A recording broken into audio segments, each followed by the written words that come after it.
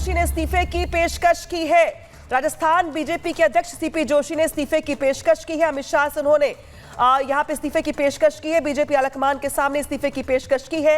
BJP आलाकमान ने CP Joshi को फिलहाल पद पर बने रहने के लिए कहा है। उपचुनाव तक के लिए वक्त दिया गया है। तो लोकसभा चुनाव के बाद जिस तरीके से राज्य दर राज्य जो संगठन में तमाम जो बदलाव और जो रणनीति देख रहे, इस बीच राजस्थान में बहुत कुछ उथल पुथल दिखाई दे रहा है, जहां पर किरोड़ी लाल मीणा के बाद अब सीपी जोशी का चेहरा सामने आ गया है, जहां पे उनकी ओर से इस्तीफे की पेशकश की गई है।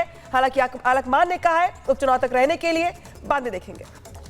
अमरदीप सहयोगी इस खबर पर ज्यादा जानकारी के साथ जुड़ रहे हैं। अमर, लगातार देख रहे हैं राजस्थान में खासतौर पर जो उठापटक है वो देखने को मिल रही है। इस्तीफे से पहले देखने को मिले थे, लेकिन इसके पीछे क्या वजह मानी जा रही?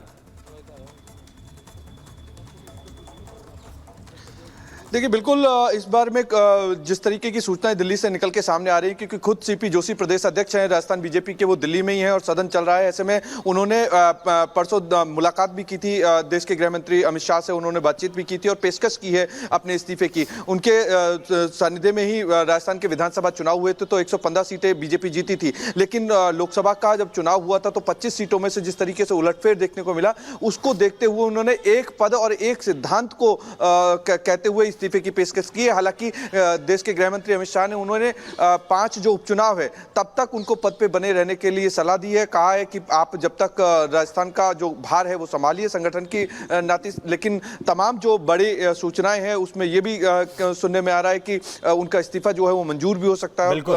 दूसरी तरफ नजर जो है वो जरूर केंद्रीय नेतृत्व की तरफ से बनाया गया, लेकिन फिलहाल सीपी जोशी को कहा गया है कि अपने पद पर वो बने रहे। और इस तमाम जानकारी के लिए आपका बहुत शुक्रिया। अपडेट आपसे लेते रहेंगे। आगे बढ़ते दिखाते हैं आपको 100 रफ्तार।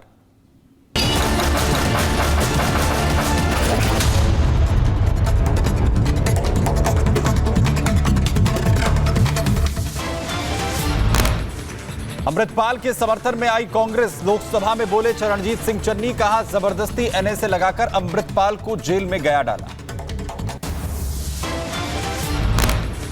20 लाख लोगों द्वारा पंजाब में मेंबर पार्लियामेंट चुना गया और वो एनएस से लगाकर अंदर रखा हुआ है। फ्रीडम ऑफ स्पीच, उसकी कंस्टिट्यूएंसी के लोगों की बात यहां नहीं रख पा रहे, ये भी इमरजेंसी है।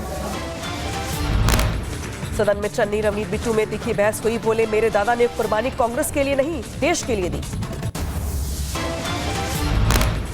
मेरे दादाजी सरदार बेअंत सिंह जी, उन्होंने कुर्बानी देश के लिए दी, कांग्रेस के लिए नहीं दी, देश के लिए दी। और ये इस चन्नी की ये अपनी जायदाद पूछे इनको, ये आप गरीबी की बात कर रहे हैं। अगर सारे पंजाब से सबसे अमीर आदमी ये ना हो और सबसे करप्ट ना हो। आरजेडी विधायक रेखा देवी पर नीतीश कुमार की टिप्पणी, विधान परिषद में विपक्षी दल ने नीतीश के खिलाफ किया प्रदर्शन। बिहार विधानसभा के बाहर प्रदर्शन किया गया। इंडी विधायकों ने काली पट्टी बांधकर जताया विरोध। महिलाओं के अपमान पर आरजेडी नेता राबड़ी देवी का बड़ा हमला, कहा अपने बयान के लिए ललन सिंह और मुख्यमंत्री को मांगनी चाहिए माफी। लंबा दस्तखत करती है, बजट के हाल क्या जानेगा, क्या बोलेगी, महिला का अपमान नहीं हुआ। सांसद शांभवी चौधरी ने किया नीतीश कुमार का बचाव। बोली नीतीश के बयान का निकाला गया गलत मतलब, विपक्ष को सदन में करनी चाहिए चर्चा।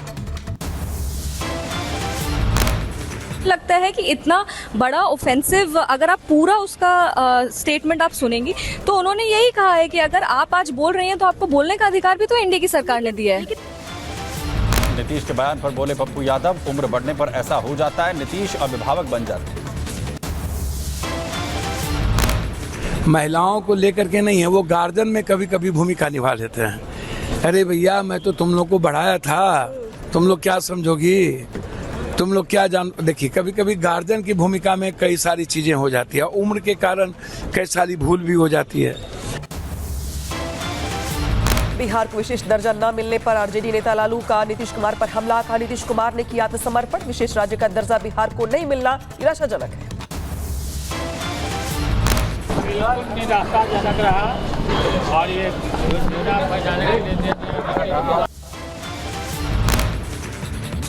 और नीतीश कुमार की महिलाओं पर दिए गए बयान को लेकर डिंपल यादव का पलटवार, कहा इस तरह के बयान से जाता है गलत संदेश, विवादित बयानों से बचने की दी सलाह। मैं समझती हूँ इस तरह की बातें पहली बार तो महिलाओं के लिए बोली नहीं गई हैं। लगातार नेताओं के माध्यम से इस तरह के तर्क दिए जाते हैं और जिससे कि सोसाइटी में गलत मैसेज आता है, तो इस सब से परहेज करना चाहिए। लखनऊ में लगातार जनप्रतिनिधियों से मिल रहे हैं प्रदेश के मुख्यमंत्री योगी आदित्यनाथ। विधायकों की बैठक में अफसरों की मनमानी का मुद्दा उठाया गया।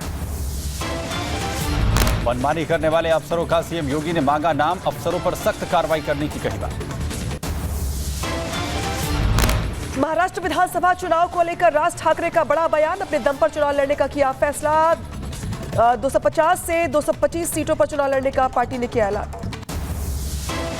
महाराष्ट्र में अनिल देशमुख के खिलाफ चौंकाने वाली रिपोर्ट, सीबीआई के मुताबिक जलगांव एसपी को धमकाने की बात आई सामने। गिरीश महाजन के खिलाफ एफआईआर के लिए धमकाया। लोकसभा हंगामे पर रक्षा मंत्री राजनाथ सिंह का बयान, कहा दोनों पक्षों के सांसद भाषा की बनाकर रखे मर्यादा, जिसने भी विवादित भाषण दिया इस्तेमाल उस पर कार्रवाई की जाए। अध्यक्ष महोदय, मैं सभी सम्मानित सदस्यों से यही अनुरोध करना चाहूंगा कि आप दोनों तरफ की स्पीशीज को उठाकर देख लें, किसने क्या बोला है। यदि किसी ने असंसदीय भाषा का प्रयोग किया है अथवा संसद की मर्यादाओं को तोड़ने की कोशिश की है, उसे कार्रवाई से बाहर कर दिया जाए। संसद सत्र का चौथा दिन, लॉ एंड ऑर्डर भ्रष्टाचार को लेकर हुआ हंगामा। स्पीकर ने कहा कि सदन की मर्यादा बनाकर रखें। सदन के अंदर अपनी बात को कहें, चर्चा में भाग लें, मर्यादा रखें, कोई ऐसी टिप्पणी न करें जो सदन की मर्यादाओं के अनुकूल नहीं है और संसदीय परंपराओं के अनुकूल भी है। केंद्रीय मंत्री किरेन रिजिजू का विपक्ष पर हमला, जनादेश का अपमान कर रहा विपक्ष, बजट पर चर्चा बहुत जरूरी है। विपक्ष पर हमला करते हुए बोले रिजिजू, कहा विपक्ष ने प्रधानमंत्री मोदी को दी गाली, गिराई सत्र की गरिमा। बजट में महाराष्ट्र के लिए कोई आवंटन नहीं होने के बाद विपक्ष के आरोपों पर बोले मुख्यमंत्री एकनाथ शिंदे, कहा यह सब झूठ, फर्जी बातें फैलाना विपक्ष की आदत है। सपा अध्यक्ष अखिलेश यादव ने ट्वीट कर प्रदेश की स्वास्थ्य सेवाओं पर उठाए सवाल, लिखा कुर्सी बचाने से बड़ा काम जनता की जान बचाना। कर्नाटक विधानसभा में 3 प्रस्ताव पास, विधानसभा क्षेत्र के परिसीमन के खिलाफ प्रस्ताव पास, वन नेशन वन इलेक्शन और नीट परीक्षा के खिलाफ भी प्रस्ताव पास किया गया। मुद्दा घोटाले पर विधानसभा में हंगामा, बीजेपी और जेडीएस नेताओं ने सदन में भ्रष्ट सीएम और भ्रष्ट कांग्रेस की दिखाई तख्ती। एमपी में कई सांसदों ने स्पीकर से की मकर द्वार अवरुद्ध करने की शिकायत, कहा इंडी सांसदों ने किया था प्रदर्शन। कांग्रेस सांसद मनीष तिवारी ने लोकसभा में स्थगन प्रस्ताव का दिया नोटिस, चीन सीमा की स्थिति और चीन के साथ भारी व्यापार घाटे पर चर्चा की मांग। केटीआर के बयान पर सीएम रेवंत रेड्डी का बयान, कहा मुझे मेरे पिता या किसी और ने नहीं दी कुर्सी, हर स्तर पर मेहनत की तब जाकर मिली कुर्सी। बीआरएस कार्यकारी प्रदेश अध्यक्ष केटीआर का तेलंगाना के सीएम रेवंत रेड्डी पर पलटवार, कहा आपको पेमेंट में मिली है सीएम की कुर्सी, पिता के नाम पर पद लेने का आरोप किस पर लगा रहे हैं, राहुल गांधी या राजीव गांधी पर। तेलंगाना सीएम के बहाने बीजेपी का राहुल गांधी पर तंज, रेड्डी के मेहनत करके राजनीति में आने वाले बयान पर बोले बीजेपी नेता शहजाद, कहा रेड्डी बार बार राहुल गांधी को शर्मिंदा करने का मौका नहीं छोड़ते। 29 जुलाई से शुरू होगा उत्तर प्रदेश विधानसभा का मानसून सत्र, अनुपूरक बजट पेश करेगी यूपी सरकार, तो वहीं हर वर्ग के लोगों को ध्यान में रखकर बनाया गया बजट। पुणे में भारी बारिश के बाद उफान का मुठा नदी, पानी में डूबे नदी के तटीय इलाके, तस्वीरें सामने आई। मुठा नदी के उफान पर होने से एक मंदिर भी पानी में डूबा, इलाके में राहत बचाव का काम जारी। पुणे में बारिश की मार, लोगों के घरों में घुसा बाढ़ का पानी, नाव के जरिए स्थानीय लोगों का किया जा रहा है रेस्क्यू। पुणे में भारी बारिश के चलते बाढ़ जैसे हालात, बाढ़ के चलते खड़कवासला बांध से छोड़ा गया पानी। महाराष्ट्र में बारिश को लेकर बोले मुख्यमंत्री एकनाथ शिंदे, कहा लोगों को एयरलिफ्ट करने की भी तैयारी करेंगे हर संभव मदद।